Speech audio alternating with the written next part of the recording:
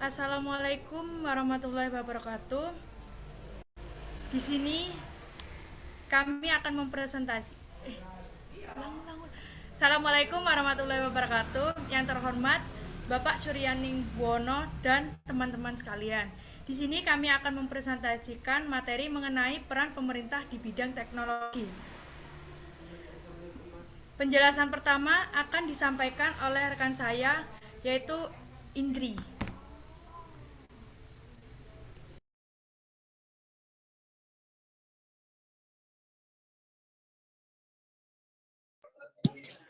Terima kasih kepada moderator. Sebelumnya mohon maaf jika ada suara-suara karena di rumah sedang ini ada acara. Mungkin bisa next slide.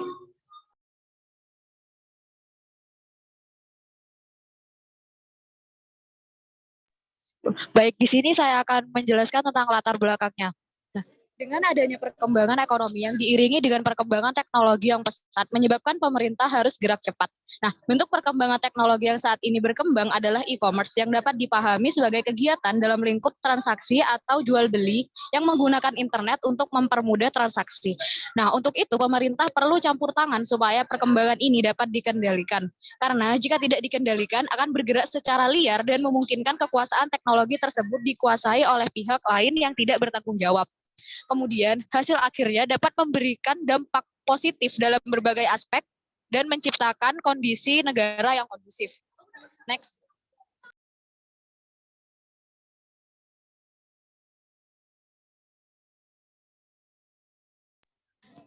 Selanjutnya yaitu pembahasan. Di sini pemerintah dalam menjalankan perannya ada 8 aspek yang difokuskan.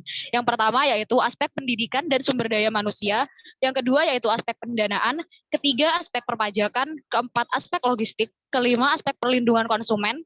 Keenam aspek infrastruktur jaringan. Ketujuh aspek keamanan cyber. Dan kedelapan adalah aspek pengawasan atau monitoring. Next.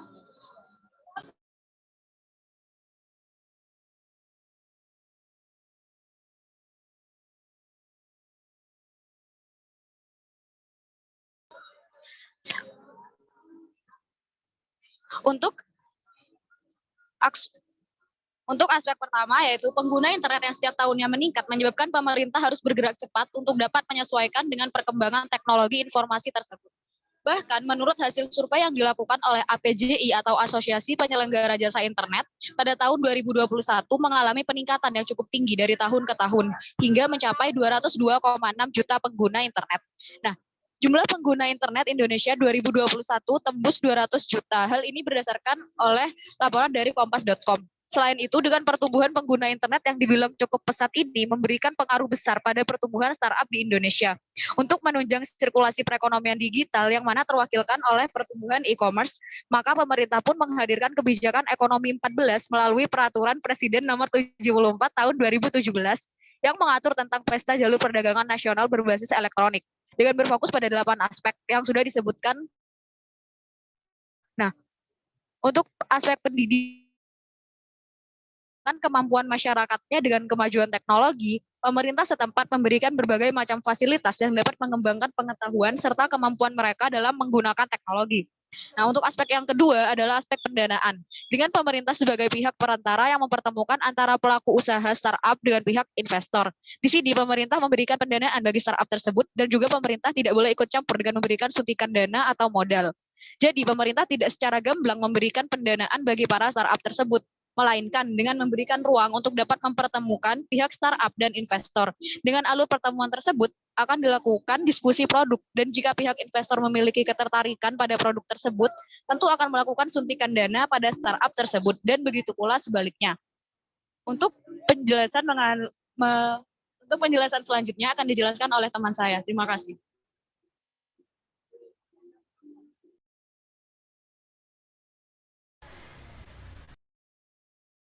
Untuk peran ketiga dan peran keempat akan dijelaskan oleh rekan saya, yaitu Diva.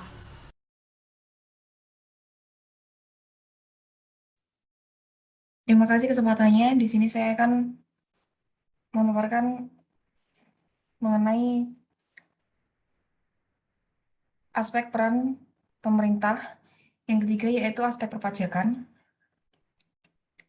Diatur dalam SE 62/PJ/2013 tentang penegasan ketentuan perpajakan atas transaksi e-commerce. Di dalamnya terbagi kegiatan e-commerce menjadi 4 kegiatan, yaitu online marketplace, classify ads, daily deals, dan online retail. Dalam kegiatan online marketplace, terdapat kewajiban PPH dan PPN yang berkaitan dengan proses bisnis penyediaan tempat atau waktu, penjualan barang dan jasa, dan dalam proses bisnis penyetoran hasil penjualan kepada mekan oleh penyelenggara. Kemudian untuk para pelaku e-commerce yang memiliki peredaran usaha tidak lebih dari 4,8 miliar dalam 1 tahun, pajak dapat menggunakan fasilitas dari PP nomor 46/2013, yaitu menghitung PPH atas transaksi e-commerce dengan menggunakan tarif tunggal, yaitu 1% dikali dasar pengenaan pajak. Kemudian untuk memberikan kepastian bagi pelaku usaha, pemerintah melalui Menteri Keuangan menerbitkan Peraturan Menteri Keuangan nomor 210/PMK titik 1.010/2001 tentang perlakuan perpajakan atas transaksi perdagangan melalui sistem elektronik yang akan diberlakukan pada 1 April 2019. Dalam pengaturan yang terbaru ini bukanlah peraturan yang mengatur tentang tarif pajak baru bagi para pelaku e-commerce, melainkan hanya berupa pembaruan atas tata cara dan prosedur pemajakan. Hal ini ditunjukkan agar dapat menciptakan keadilan atas perlakuan pengenaan pajak yang setara bagi pengusaha online maupun pengusaha konvensional. Selanjutnya, aspek keempat yaitu aspek logistik. Dalam penyediaan aspek logistik, pemerintah bekerja sama dengan Pos Indonesia untuk menyediakan sarana dan prasarana logistik barang maupun produk dari e-commerce yang ada di Indonesia. Selanjutnya bisa dilanjutkan oleh rekan saya. Selanjutnya, peran kelima dan peran keenam akan dijelaskan oleh rekan saya, yaitu Aziza. Baik, terima kasih atas kesempatannya. Di sini saya akan menjelaskan mengenai peran pemerintah pada aspek yang kelima, yaitu aspek perlindungan konsumen. Pemerintah menyediakan server lokal yang ditangani oleh Kominfo. Selain itu, pemerintah memberikan himbauan kepada para pemilik startup untuk menggunakan server lokal dan tidak menggunakan server yang berasal dari luar negeri. Hal ini dikarenakan untuk dapat menekan tindak kejahatan yang lebih beresiko besar berasal dari server luar negeri, sehingga lebih disarankan menggunakan server lokal yang mana berada di bawah pantauan pemerintah, sehingga ketika terjadi suatu permasalahan, pemerintah bisa melakukan pencegahan dan dapat menyelesaikan permasalahan lebih dini. Namun di sisi lain, sisi tanggung jawab sebagian besarnya berada di tangan pemilik startup tersebut pada perlindungan konsumen ini. Yang keenam adalah aspek infrastruktur jaringan. Pada aspek ini bisa dilihat dengan adanya fasilitas penunjang spot Wi-Fi yang tersebar di setiap sudut kota, yang mana hal ini terintegrasi ke Kominfo. Selain itu juga dari sisi Kominfo melakukan kendala pada konsumsi data kota agar tetap berjalan dengan stabil dan efisien, sehingga tidak mengalami gangguan atau permasalahan di kemudian hari. Saya serahkan kepada moderator. Selanjutnya, peran ke-7 dan peran ke-8 akan dijelaskan oleh rekan saya, yaitu Mas Afik. Baik, terima kasih. Saya akan menjelaskan peran ke-7 dan ke-8. Peran ke-7 ada pada aspek keamanan cyber. Upaya pemerintah untuk mengamankan ranah cyber, mereka bekerja sama dengan pihak kepolisian divisi yang menangani kejahatan dunia maya. Yang ke-8 pada aspek pengawasan atau monitoring dilakukan oleh pihak DPRD dengan mengadakan evaluasi setiap 3 bulan, yang mana dalam evaluasi tersebut akan dibahas mengenai program-program hingga segala aspek yang berkaitan.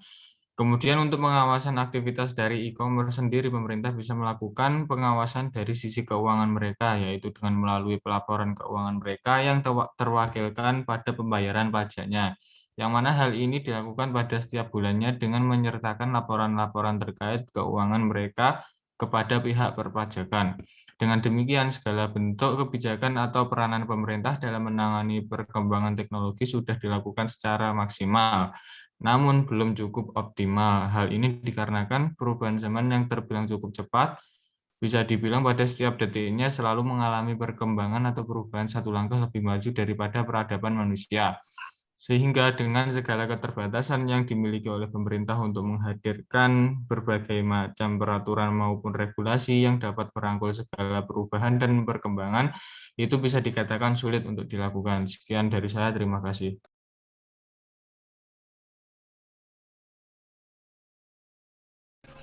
Baik, selanjutnya saya akan menarik kesimpulan dari materi ini. Dan di sini saya akan memberi kesimpulan. Perkembangan perekonomian dunia berjalan dengan cepat disertai arus globalisasi dengan kemajuan teknologi. Beberapa perusahaan telah mengembangkan perusahaannya berbasis teknologi, serta kegiatan perdagangan yang berbasis elektronik atau e-commerce.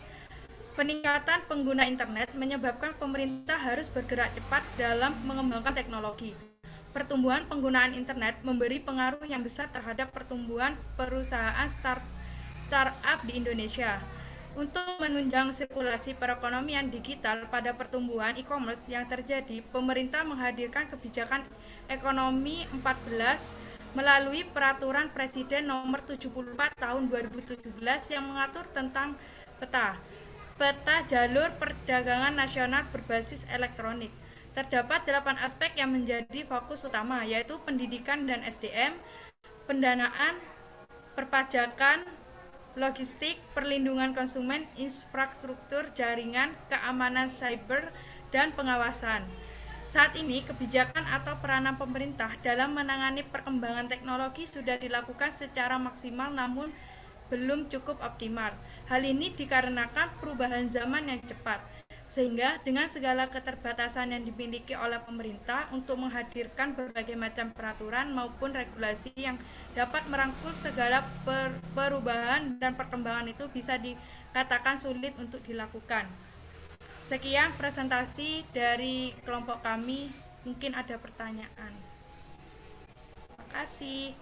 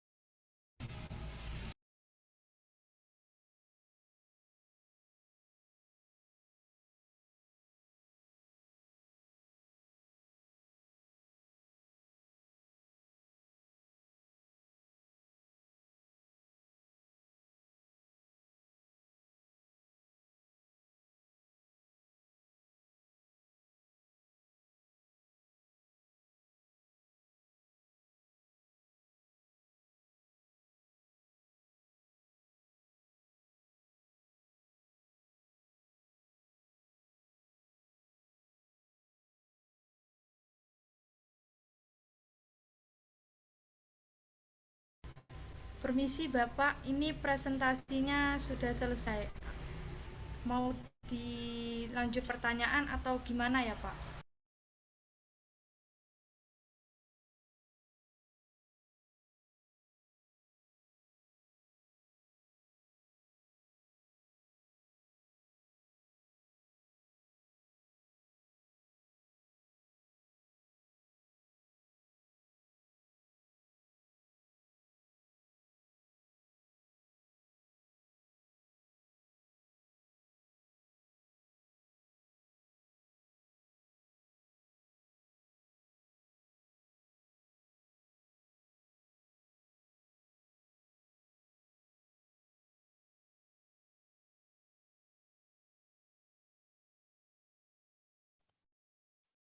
Apa langsung move ke kelompok selanjutnya ya? Saya matikan recordingnya. Iya, udah mending lanjut di kelompok 7.